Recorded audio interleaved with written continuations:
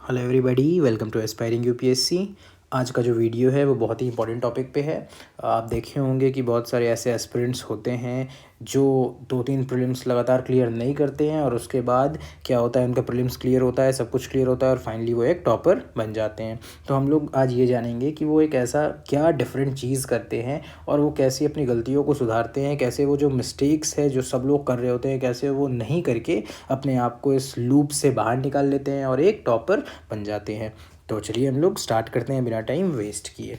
Okay, तो देखिए, let this be your final prelims. देखते हैं कैसे हम लोग आगे करेंगे।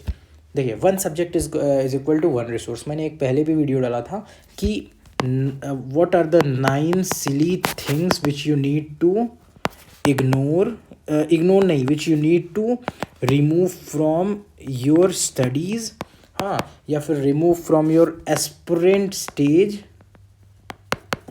जो कि बेसिकली एकेडमिक पर्पस से है, हाँ, टू क्लियर योर प्रीलिम्स। तो उसमें से एक मोस्ट इम्पॉर्टेंट होता है यहाँ के केस में one subject is equal to one resource. अब आपको पता है पॉलिटी के लिए लक्ष्मीकांत इम्पॉर्टेंट है।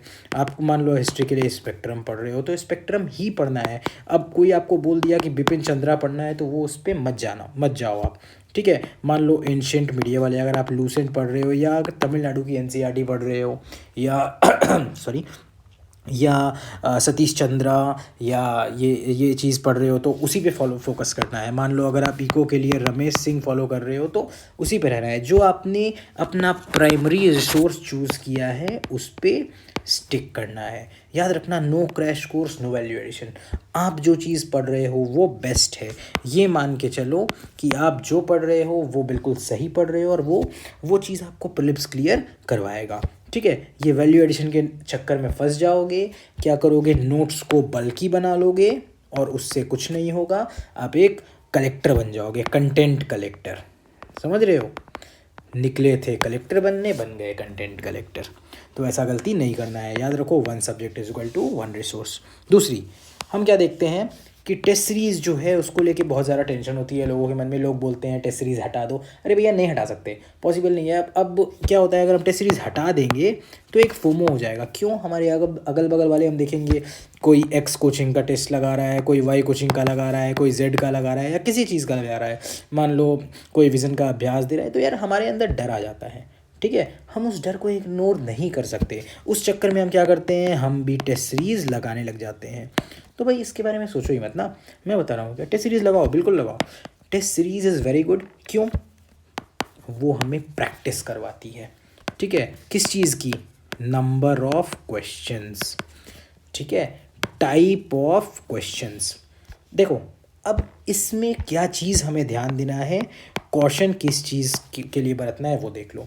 याद रखो, टेस्ट सीरीज़ का मार्क्स डजेंट मैटर, ठीक है। मुझे पता है कि भाई अगर 30 नंबर आ जाएंगे तो दुख होगा, बट फैक्ट बता रहा हूँ, मार्क्स डजेंट मैटर। उससे मैटर नहीं करता। क्या मैटर करता है कि आप उस चीज़ से सीख क्या रहे हो। दूसरी चीज़, रियल एग्ज़ाम जो है इज़ वेरी डिफरेंट। किस चीज़ में, type of questions, pattern of questions, सब कुछ अलग होगा, ठीक है। तो इससे हमें सीख क्या मिलती है, just practice and move ahead, और वो भी लिमिटेड नंबर्स में। ये नहीं कि 500 टेस्ट सीरीज़ लगा दिए, ये नहीं कि ये कोचिंग का भी ले लिए वो कोचिंग का भी ले लिए। अरे आइडियल नंबर है 10 से लेके 20 या चलो 25 टेस्ट लगा लिए, ठीक है। 25 टेस्ट मतलब 25 इंटू 100, 2500 क्वेश्चंस लगा लिया भाई आपने, समझ रहे हो। देखो अब यहाँ पे ये मिटा देता हूँ। हाँ देखो, अब एक चीज़ मैंने इंपॉर्टेंट लिखा है यहाँ पे, क्या, what matters is the notes you make out of it. भाई नई चीज़ मिल रही है, क्या आप गारंटी ले रहे हो कि आपने 25 टेस्ट लगाए हैं, 2500 क्वेश्चंस लगाए हैं, क्या आपने 2500 टॉपिक्स को कवर कर लिया है, क्या गारंटी ले रहे हो। नहीं, कुछ ना कुछ भूलेंगे ही। मैं ये नहीं बोल रहा हूँ, इसमें मान लो 2500 क्वेश्चंस में भाई ऑब्वियसली क्वेश्चंस कुछ गलत हुए होंगे और कुछ क्वेश्चन सही हुए होंगे। गलत हुए हैं, सही हुए हैं, उनको तो ठीक है, मतलब आपको कंसेप्ट क्लियर है। जो क्वेश्चंस गलत हुए हैं भाई उनका तो नोट्स चाहिए होगा ना। क्यों, लास्ट मिनट रिवीजन भी तो करोगे आप, लास्ट मिनट रिवीजन करोगे ना, तो उसका तो नोट्स चाहिए होगा। तो इसीलिए लास्ट मिनट्स जो मोस्ट इम्पॉर्टेंट चीज़ हमारे लिए ज़रूरी हो जाता है, वो क्या हो जाता है, टेस्ट सीरीज का नोट्स। और मैंने यहाँ पे नीचे देखो दिखाया है आपको, मैं दिखा रहा हूँ। देखो मैं क्या करता था, मैं ऐसे टेस्ट सीरीज़ के नोट्स बना लेता था। ठीक है, यहाँ पे ये उसके कारण थोड़ा छोटा मैंने फ़ोटो ऐसा लिया है। मैं क्या करता था, ऐसे बीच में लाइन, एक पेज पे 3 लाइन बना लेता था और वहाँ पे नोट्स बना लेता था। जैसे देखो एक कहीं मुझे क्वेश्चन मिला था कि India is the largest producer of, तो उसका समरी फॉर्म में मैं लिख लेता था क्या, जैसे India is the largest producer of ginger, turmeric, coriander, fenugreek और फेनल सीड। अब देखो एग्ज़ाम में मान लो क्वेश्चन आ गया इस कम से कम ये पाँचों चीज़ में, और मान लो किसी स्टेटमेंट में लिखा है China is the largest producer, क्या मैं उसको एलिमिनेट कर पाऊँगा कि नहीं कर पाऊँगा? ठीक है, तो इसी से हमें क्या होता है, किस चीज़ की सीख मिलती है, एलिमिनेशन की। क्या यही हमारा वैल्यू एडिशन नहीं है? तो अलग से इसके लिए कोर्स क्यों लगाना? ठीक है, अब देखो अगर आप देखोगे तो 2022 में एक टी बोर्ड के ऊपर क्वेश्चन आया था।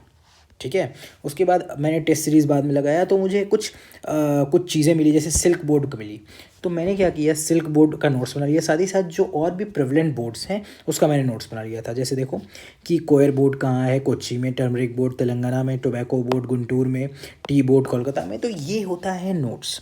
ठीक है, कि आप टेस्ट सीरीज से कैसे नोट्स बना रहे हो। जैसे देखो, और शॉर्ट नोट्स एकदम, जैसे टेस्ट सीरीज़ में एक मैं देख रहा था, एक नेशनल स्पोर्ट्स यूनिवर्सिटी के ऊपर डिटेल्ड क्वेश्चन था। तो अब उस सारे स्पोर्ट्स यूनिवर्सिटी का डिटेल आपको नहीं देखना है, बस आपको नोट्स ये डाल देना है दिमाग में कि भाई अब अगर मान लो क्वेश्चन पूछ ले कि स्पोर्ट्स यूनिवर्सिटी कहाँ खुली है, तो बस आपको इतना पता होना चाहिए, बहुत ज़्यादा नहीं पता होना चाहिए। ठीक है, तो इसी तरह से आप भी अपना क्या करोगे, नोट्स बना लोगे ताकि लास्ट मिनट रिवीजन आपका अच्छे से हो जाए।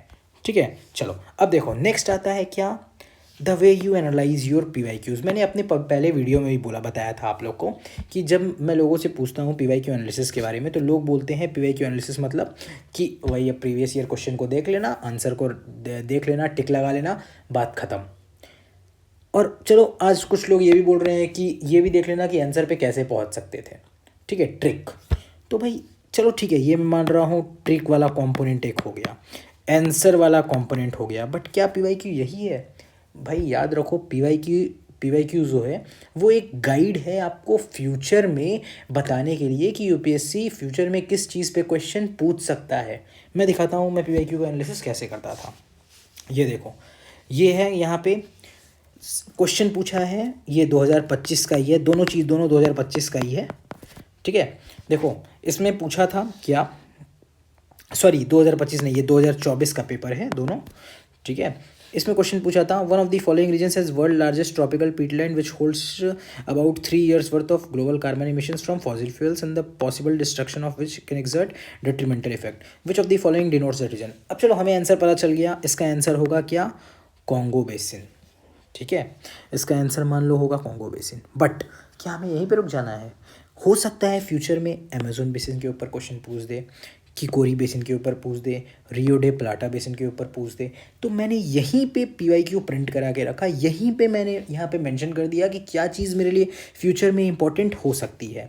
जैसे यहाँ पे मैंने अमेजोन बेसिन में मेंशन कर दिया कि यहाँ पे कौन कौन से जो कंट्रीज़ हैं उसके पार्ट हैं। साथ ही साथ कॉन्गो बेसिन का मैंने यहाँ एडिशनल इन्फॉर्मेशन अपने लिए लिख लिया कि जब भी मैं पेपर देखूँगा मैं क्या करूँगा, इस चीज़ों को रिवाइज़ कर लूँगा। ठीक है, साथ ही साथ मुझे किकोरी बेसिन के बारे में बिल्कुल आइडिया नहीं था, ये न्यू टॉपिक न्यू पॉइंट था मेरे लिए। तो हो सकता है इससे फ्यूचर में क्वेश्चन पूछ दे तो मैं ब्लैंक ना रहूँ। ठीक है, तो मैंने मेंशन कर दिया कि it is a diverse region in Papua New Guinea. हाँ, और ये 3rd लार्जेस्ट ट्रॉपिकल फॉरेस्ट है, और यहाँ पे लेक कुतुबू एक रामसर साइट है। ठीक है, उसी तरह रियो डे प्लाटा बेसिन को भी मैंने एक्सप्लेन कर दिया। तो आप देख रहे हो पेपर में ही उसका नोट्स बना लो। ठीक है, इसको बोलते हैं PYQ एनालिसिस। क्या, guide your future questions which can be asked. इसी को तो बोलते हैं प्रिडिक्टिंग विच इज़ अनप्रिडिक्टेबल। ठीक है। अब देखो इसमें इसी में 24 में पूछा गया था कोई इंटरनेशनल ग्रेन्स काउंसिल के ऊपर। चलो ठीक है, हो सकता है फ्यूचर में इंटरनेशनल ग्रेन्स काउंसिल के ऊपर कुछ डिटेल में पूछ दे, तो भाई उसके लिए अपने आप को रेडी तो करना पड़ेगा ना। तो मैंने बस क्या देखो छोटी छोटी चीज़ें देखी, एक इसका इस्टेब्लिशमेंट ईयर लिख लिया, यहाँ पे हेड क्वार्टर लिख लिया कि ये लंदन में, और कितने मेंबर कंट्रीज़ हैं ये लिख लिया। It will just take 5 to 10 minutes of your time, ज़्यादा कुछ नहीं। बट हाँ, आपको वो 5-10 मिनट जो आप इन्वेस्ट करोगे वो आपको गाइड करेगा किस चीज़ के लिए, फ्यूचर में क्वेश्चंस किस टाइप के आएंगे, फ्यूचर में आपका अटेम्प्ट कैसा होगा, समझ रहे हो।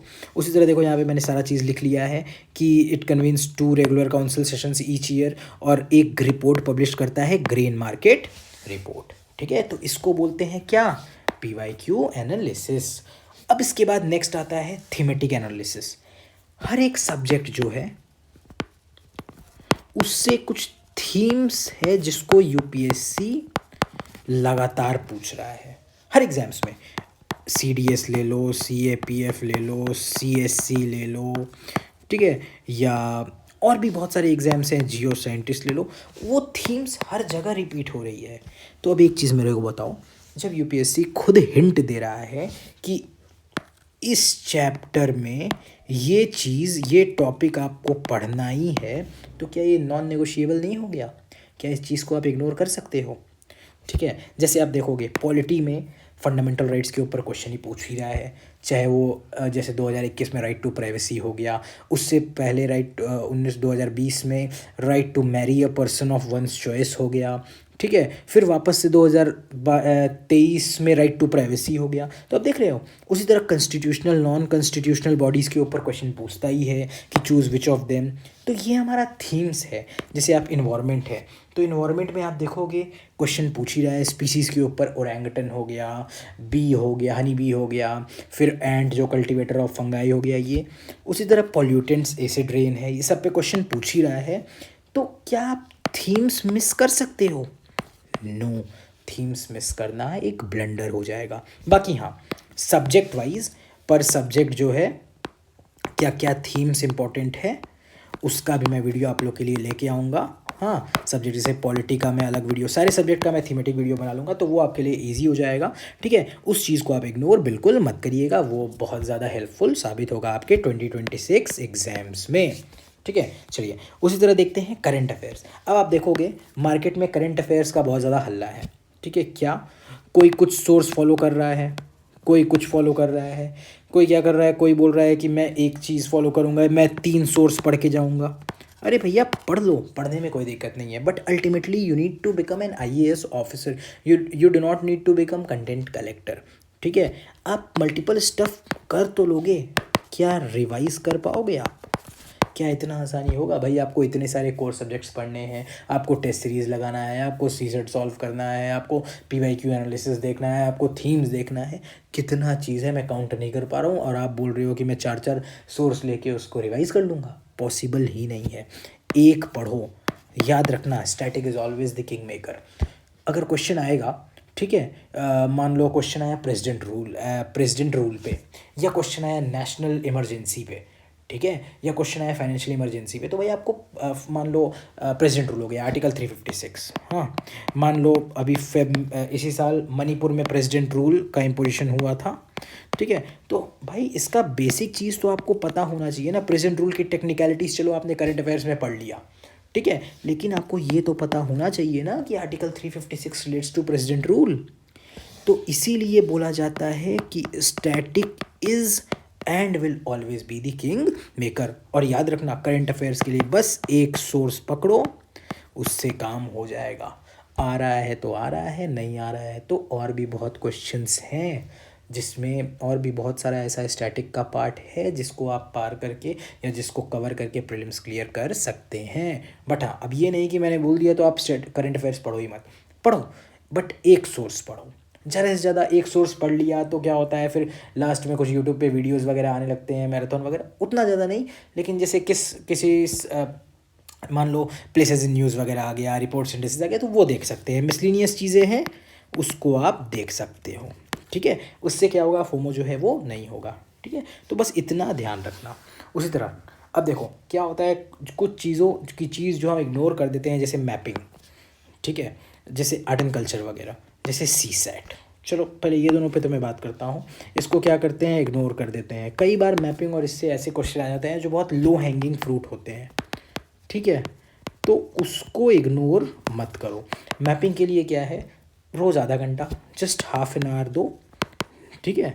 उसमें क्या करो, आप एक एक कॉन्टिनेंट पकड़ो, लोकेशंस देखो। लोकेशंस क्या, मान लो गल्फ्स की लोकेशन देख लिए, मान लो कंट्रीज़ देख रहे हैं तो उसकी बाउंड्रीज़ आप देख लिए, ठीक है। मान लो सी हो गया, कैस्पियन सी हो गया, तो उसके बाउंड्रीज़ आपको पता होना चाहिए कि ऐसे तारीख से मैंने याद किया था, ठीक है। जैसे ब्लैक सी है तो आपको पता होना चाहिए कि इसके बाउंड्री कंट्रीज़ कौन कौन से हैं। मेडिटेरेनियन सी हो गया, तो ये सारी चीज़ लोकेशंस जो है ये देख लो, ठीक है। साथ ही कोई रिवर हो गई लोकेशन में तो वो आप देख लिए, ठीक है। इसमें मैं आपकी हेल्प ऐसे कर दूंगा कि कुछ चीज़ों का मैंने मैपिंग में, कुछ चीज़ों का मैंने निमोनिक्स बनाया था, ठीक है। तो वो एक शॉर्ट वीडियो जो है वो मैं आप लोग के सामने ले आऊँगा और वो बहुत ज़्यादा हेल्पफुल हो सकती है, ठीक है। चलो बात होता है सी सेट का। तो सी सेट के लिए मैं क्या करूँगा, एक अलग से वीडियो आप लोग को बताऊँगा। बट हाँ, ये चीज़ मैं आपको बताना चाहूँगा कि सी सेट प्लीज़ लास्ट मोमेंट के लिए इग्नोर मत करना।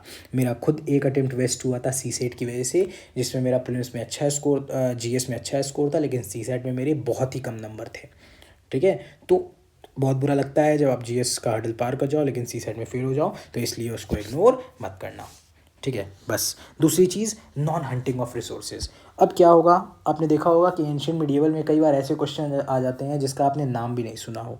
तो क्या आप इसके लिए, आप एंशियंट मिडिवल के लिए अब एकदम पुराने ग्रंथ पढ़ने लग जाएंगे? नहीं, read only the basics.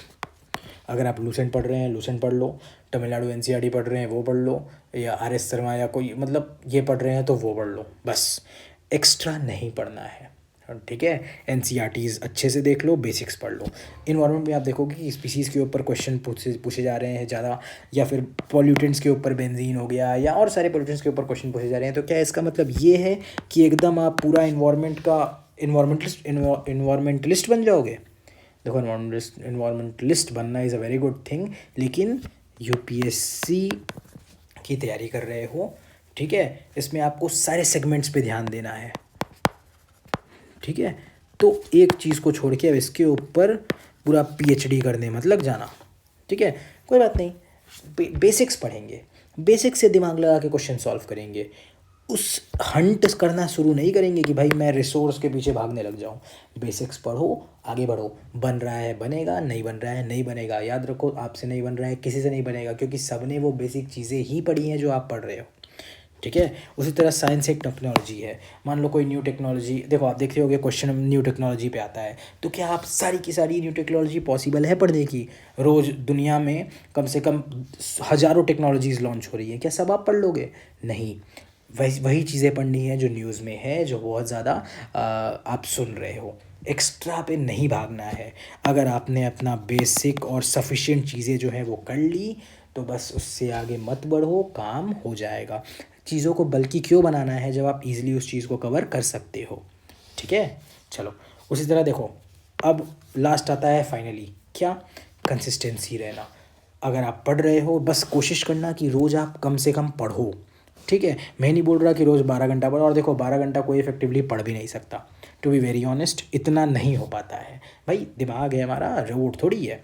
Time management करना सीखो, और एग्ज़ाम डे टेम्परमेंट होना चाहिए। ये नहीं कि एकदम बढ़िया से साल भर पढ़ के गए और एग्ज़ाम में जैसे ही क्वेश्चन 1 देखा पैनिक हो गए, काम तमाम कर दिया। अरे भाई 10 क्वेश्चन नहीं आ रहे हैं, 90 क्वेश्चन तो आएंगे। मान लो 90 क्वेश्चन में से 30 क्वेश्चन नहीं आ रहे हैं, 70 क्वेश्चन को सुना है ना, उससे लगा के सॉल्व करेंगे भाई। एग्ज़ाम क्रैक करना है, और ये जो है इसको प्रीलिम्स क्वालिफाई करना है, प्रीलिम्स टॉप नहीं करना है, ठीक है। भावनाओं को कंट्रोल में रखो, सब कुछ अच्छा होगा, ठीक है। तो ये चीज़ें फॉलो करो, ये चीज़ें इग्नोर मत करो, प्रीलिम्स बिल्कुल क्लियर होगा, ठीक है। चलो इसी के साथ सब लोग रिवीजन करते रहो, मिलते हैं अगले वीडियो में, तब तक के लिए ऑल दी बेस्ट।